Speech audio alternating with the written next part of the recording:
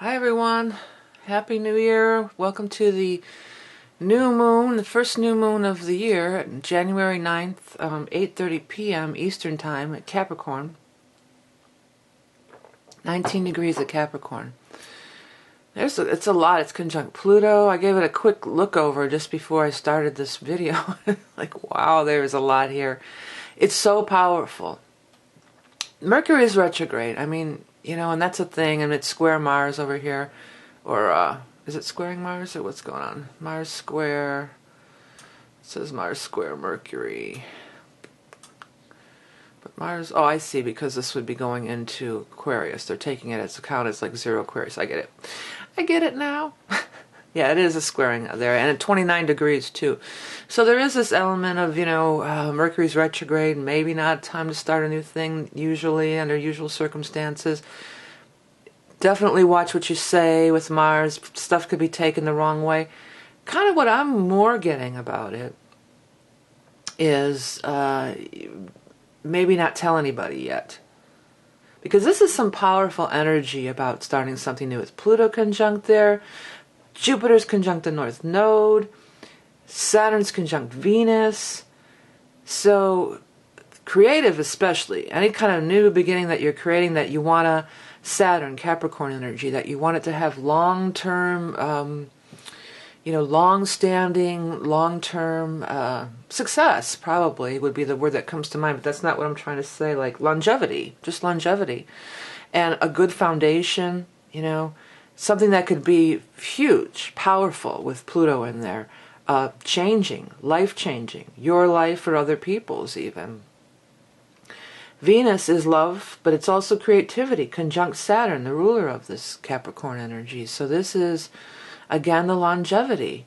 And in the sign of Sagittarius, could be an educational program. For those of you that are out there that are teachers or thinking about teaching. Maybe even just teaching on YouTube and stuff like that. Or putting together a class or a seminar or something like that. This could be something really long-standing. And you could be putting a foot on the path to something really long-standing. Maybe it seems like it's just something you're getting together for the time being. Or anything. Anything like maybe you're going to help do something in a child's play or something. Okay, well, I'll help do this. And maybe that's just going to... There's just like this smaller thing that does seem to be more Venus-oriented.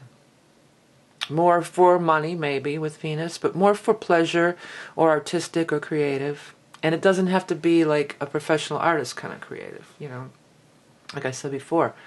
And it could be long-standing. Many of people are doing their new, the New Year's resolutions and stuff. And I think that this could be a great year for powerful change, for things that are initiated at this time. The other thing about it is with Jupiter conjunct the North Node, they're going to be traveling together. Jupiter's retrograding. They're going to be traveling together for a little while here. Let me get a drink. Excuse me. And so this is an ongoing thing, So I feel like, Mercury's retrograde. I've had some weird things happening with this Mercury-Mars the one day. Everything was wonky. Everything, I forget what it was. But there was 2 or 3 things that were... I had no internet and phone for the entire day. No home phone for the entire day. I get in my car. My radio won't change channels. It's just on one channel. So I was like, man, is that Mercury retrograde or what? But that was that Mercury... Mercury-Mars square thing coming into orb. So, I have experienced wonky things with Mercury retrograde. But I feel like this is just so much more powerful. And it's almost like if you're a tarot reader more than you know about astrology, it's almost like these are the major arcana here. Pluto and stuff, Jupiter, the nodes, and Mercury is like the minor arcana, So it's an impactful, but there's things that are more impactful or kind of override the energy, if you want. You could say it that way, maybe. Yeah, Jupiter conjunct the North Node. So these things that you're just putting out there, I feel like these new, I just want to say a lot of us are going to be stepping a foot on a new path. And you have no idea how far-reaching it could really be. And with Jupiter conjunct the node, it could totally be in line. And this is trining this new moon, by the way. It's an orb. It's only, 4 degrees out? Yeah, so trining this Jupiter node thing, come on, this is powerful, powerful energy. Mercury is not gonna, that's a small potatoes compared to what's going on here. It's going to be aligning with your life calling or your true path. And a lot of times you just never know when you step that first foot on your path. You just never know. You never think, oh, this is my true calling. I'm heading in the direction of this life. Sometimes it's just like little stupid stuff. Or sometimes Venus. Sometimes it is an attempt to make money. And Capricorn likes money too. Sometimes it's just like, well, I need to make some money. I'll take this gig because I need the money, right? And then lo and behold, it turns out to be this big thing. And then you're looking back and it's just like, God, if I never would have took that gig, I would have never, one step after the other, the snowballing to where it could potentially lead. And in a good way. Definitely high for success, because also this is all Capricorn, Earth, Jupiter, Virgo, Earth, node Earth. This is the real world things. This is building our foundations, building of our lives in the real world. This is success, career, work, career. Virgo is 6th house of work, and Capricorn is 10th house of career. But there's this mystical element in there too, or this magical thing that could be ignited, because the Venus in these two are in Sagittarius, which is, it's a more spiritual thing. It's education. It's learning. If you were thinking, anybody out there's thinking about changing careers altogether or starting on some new business venture, this would be a great new moon to do it. I'm not going to discount everything because Mercury is retrograde. Sorry, just not going to. It's very powerful. These will be traveling together for a while, at least until mid-February. They're going to be together. So it's not like, Mercury will be direct by then, okay? So it doesn't, or, the idea could really come to you. It could just maybe come to you now, and then you're kind of laying the foundation, which is a big thing of what Saturn's all about, which is the ruler of Capricorn. If you're not familiar, that's why I'm tying in Saturn and all this Capricorn stuff, because they're the same energy. Okay. But Saturn's in Sag, and it operates in a different way, okay? I mean, you can meet somebody here. With Mercury retrograde, I've heard this said that you could be, an old love thing could come up. With Mercury retrograde, if you get into a relationship under Mercury retrograde, that it could be somebody from your past. That could be an element of it. And it could be because the other thing, with the nodes aligning, and then the Chiron on the south node, that's totally could be your past or your past lives, could even be like that. So with Venus and Saturn together in Sag, I feel like any kind of relationship, love, whatever, it could be a long-standing, Saturn, yeah, karmic, possibly, but with all this Jupiter involvement and everything in this new moon, definitely a great time for a business. Maybe, okay, so if you're going to start a business association, maybe just don't sign the papers until after Mercury's direct. It could be something like that. Or I'm kind of getting more like, don't tell anybody yet. So just start, quietly working on it, which is not necessarily Capricorn, but that's more of a 12th house Pisces energy. But that's kind of the vibe I get out of this Mercury retrograde. It's not like, oh, well, don't stop your life because Mercury's retrograde. But you can start planning and working towards it. And then do the big reveal, once Mercury's direct, which I should have looked at, but I don't have it in front of me. I'm not going to look it up, because that would be editing the video later, which I don't want to do.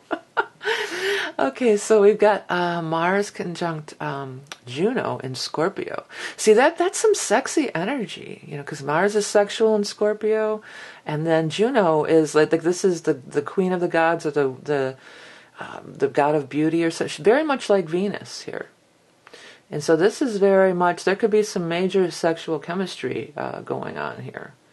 Also, considering what I was just saying about Mercury retrograde,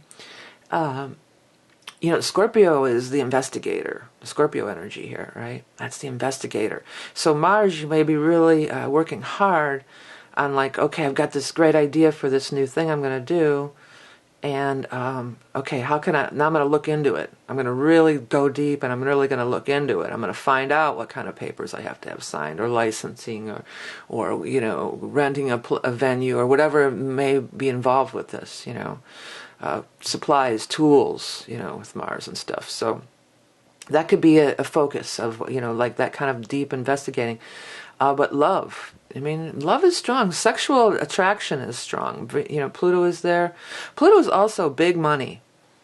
And in the sign of Capricorn, I just keep coming back to this. Some kind of thing that people want to, if you've been cooking something up here for a while,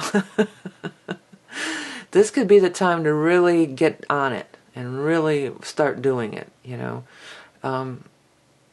And again, this makes me feel like this could just be something kind of light. Like, be aware of these things too. Be aware of the universe broadcasting to you. Yeah, the universe is always broadcasting. That's my little tagline or whatever. So, and that's the truth. The universe is always, you know, because when you're in touch with the Sagittarius or the ninth house energy, which are the same things primarily, same vibration, then you can notice things. You know, you listen, look for synchronicities. You know, we're trained to always, look for those red flags. Yeah, well, there's other flags too. We have to think of it. Maybe there could be purple, huh? Because purple's kind of a spiritual energy, and it's the color for Jupiter, I believe, and the ninth house and Sag. Those are all similar. So look for those purple flags. You know, oh, maybe I'm supposed to do this, or this gives me pleasure. Venus is, what gives you pleasure? And then you could turn and make that into something very long term. Again, maybe it's personal relationships. There's a lot of sexual energy around all this stuff here with Mars and Scorpio. The flip side of the coin is Mars and Scorpio. I've seen people who have Mars and Scorpio, and they can be mean. I mean, I get along with them because I have Venus and Scorpio. I meet a lot of Mars and Scorpio, or I have, you know. But they have this mean side, man. They can be a little sadistic. They can kind of, and it's sort of like a just snap thing. Snap. I'm mean. And so there's that part of it. But then with the Mars too, this is very industrious energy. Always the other side of that is, you know, Mars is the original ruler of Scorpio, but I don't really attach that to it anymore. I count Pluto as Scorpio's ruler. But anyways, you know, it's kind of this similar thing. It's this intense sexual driving energy, this bubbling up of the Kundalini, you know, and it needs a release. So there's always different ways to release it, even if you're not in a relationship right now. You know, you can, but you still can release it sexually, even if you're not in a relationship. Sexually, physical activity. Intense physical activity or work, you know, it's like working hard. So you can burn that up. You know, you don't have to. And with it squaring Mercury, there could be a chance of somebody, you know, like something really mean being said, because, you know, words can hurt too.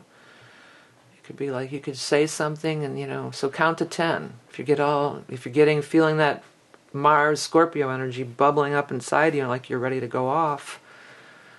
You know, count to 10. Go run around the block or something. Get rid of that. Get rid of that shit. Anyways, what was there something else I wanted to go on to? I spotted. Oh, the other thing is, besides this new moon trining Jupiter in the node, it's also squaring Uranus. So that Pluto-Uranus square is getting ignited. It's still an orb. The new moon's activating it. You know, that's a factor. So in order to have this powerful thing happen, this is some powerful stuff. This lineup is powerful, this is powerful, and this is powerful. So this new beginning, this new moon of the new year, this powerful energy to create abundance and success and all those sorts of things in your life, Uranus says you've got to be freed. You've got to release. You've got to be freed. The reason that this has been such a tension thing, it always is going to be changed. The whole Pluto-Uranus thing is going to be changed. And Pluto is the status quo. Capricorn, status quo. the old way of doing things. So, I've talked on and on about this, but this is true too. I just get that it's a new beginning, it's a new moon, stepping your foot on a new path. And it may be so subtle. That's another thing I feel about Mercury retrograde too. Sometimes it could be just thinking too much. Less thought and more feeling. Less trying to plan every detail about everything, or force everything to be every detail the way you think it should be with the smart stuff, and more towards, this feels good. How does it feel? How does it make you feel with Venus? And being aware of your this more subtle energies that are around, with the ninth house and Sagittarius being, because it's tickling. It's like I keep wanting to tell you that it's going to tickle. It might just be like a little tickle. So it's this tickling energy, this tickling, tingling. If you're too much in your head, you'll miss it. That's what this Mercury-Mars thing is. If you're too much in your head, it might just fly right by you. It's a real light, subtle energy of butterfly wings or something. It's very light. Even though it's intense with Saturn, I just feel that that's how it's going to be discovered, or that's how it's going to come about. Yes, there'll be hard work involved. Mars, yeah, we're going to work. We're going to Capricorn. We're going to bust our asses on this thing as it unfolds. But it could be work that is your soul's purpose over here with the Jupiter and everything, and work that you really love, and work that hours fly by and you don't want to stop doing it. You look up and hours have flown by. Not like, oh my God, I got to do this. And it's like you look up and 2 minutes have flown by. It's like hours have flown by. So there's this new path. A lot of it has to do with many people's. You could look at where Capricorn is in your house. Of course, in your chart, that'll give you a clue. That'll give you a big clue. And that would depend on your rising sign, of course. You'd have to know your rising sign for those not that familiar with astrology. Although I suspect most of the people who watch this video probably has some knowledge of astrology. It's also squaring Lilith. Ooh, I didn't catch that one. Yeah, we got a big T-square with Uranus, Lilith, and the new moon. I didn't see that right off.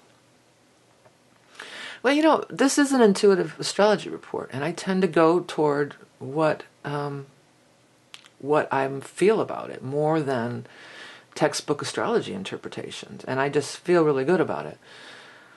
I guess this, with the Lilith factored in, this would revert back to the freedom, because if nothing else, Lilith was a freedom fighter. She didn't want to be, trod down by the man, literally the man, Adam. She's like, no, I'm not going to be subservient to you. And that's very much the energy of Uranus. So it's blazing your own path, blazing your own trail. And that's the energy of Sagittarius too, I feel. Sagittarius kind of walk to the beat of their own drummer. That energy is kind of, not really conformist, but not anti-conformist, like war revolutionary, just kind of like, hey, I'm going to do my own thing. You believe what you want to believe, I'm going to believe what I want to believe, and, open to new.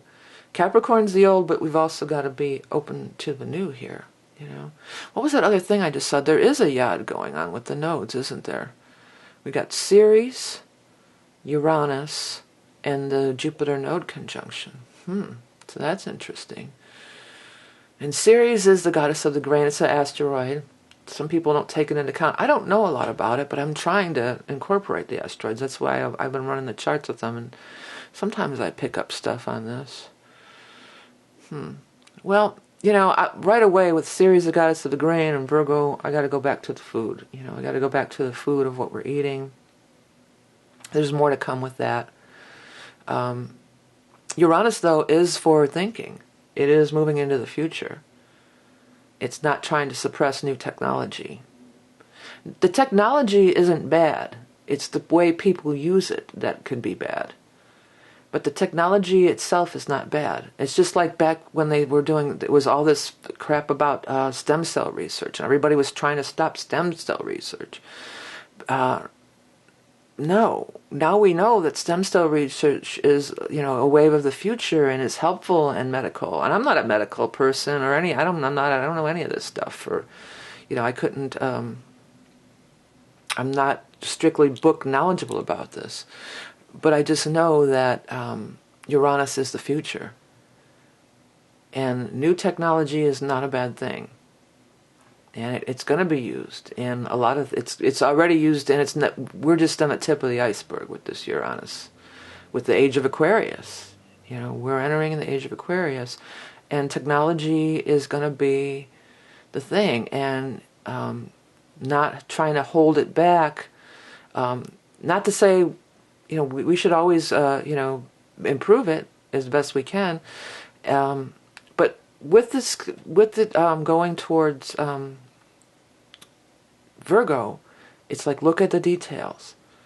Let's not just make any broad, sweeping decisions based on, a small, what's a small group it might be doing, or a small group thinks. On either extreme, we should. It's more, Uranus is Aquarius and everything, but it's going to be technology, and in Aries, it is the 6th house of health. Some big discovery could be made with this, man. That's what I kind of feel. Some kind of medical cure kind of thing even could be coming out of this energy. And maybe it will. And maybe we won't know about it for a while, because they got to go do whatever. Lab experiments, with the Mercury retrograde, There's got to be whatever, scientific backup stuff done. Experiments and hypothesis and proof and data, and that's totally Virgo, right? Okay, we've got this brilliant idea. Now, get down to work. Are we going to test it? Is it foolproof? Can we do it? Can we repeat it? All that kind of lab work. That's this stuff. But there's people who thrive on that. Like I say it like, because it gives me a headache. I'm not thrilled about that kind of work. But there's people who are very good at it and thrive on that and are detail oriented, that have this Virgo vibration. That's the thing about this true path thing too. It's that not everybody's true path is going to be the same. It's, again, I'm going to go back to this Venus. It's what lights your fire. Sag is a fire sign. What turns you on? What excites you? These are the things that you could initiate at this time and be long lasting. Not because it's worked for somebody else, or it's the old way, or because you want Capricorn, you want the money or the prestige that somebody else has. So I'll do what they have because now they have this prestige and money and blah, blah, blah. That's their path. That's not your path. Venus and Saturn together are talking about, what do you really love? It could be people too, totally. I mean, I said over and over again, this could be a major relationship thing. If it were a major relationship thing, though, I feel like there could be, that this could be a part of it. That finances, I know it's always a part of it. If you're with somebody, your finances are a part of it. But this may be a part of it. I want to use the term joining forces. I think a lot of people out there are going to be joining forces for mutually beneficial, successful, real-world things. Or maybe it's the person who comes up with the great idea, and then they're going to hire the team that's going to do the nitty-gritty. This nitty-gritty stuff, too, this could even be like coding, That's totally real detailed and what I call headache-inducing. The stuff that gives me a massive headache is, that's that Virgo energy. I shouldn't say that because then I'm creating that, but whatever. So anyways, yeah, here it is. People have been asking me about the appointment readings. I'm just not really ready to go back to that yet. I am working on a way to maybe do some kind of predictive reading, either like a private video or an MT3 or something, and I'll be announcing that soon. But for the time being, that those talk about headache-inducing, those appointments really were just taking a lot out of me. And it isn't even the reading itself; it's all the crap that get time. It just was so much. So I don't know that I want to go back to that anytime soon, but it will be coming. But I'm still doing the soul reading the chart reading here, the past life soul journey, which, by the way, is not an in-depth analysis of your entire chart, okay? Not for that price and that amount of time, you know, that takes some major time. It's about your past lives. It's a karmic astrology, or esoteric karmic astrology reading of your chart, okay? And there's several key things I look at. It does vary from chart to chart, depending on what planets you have where.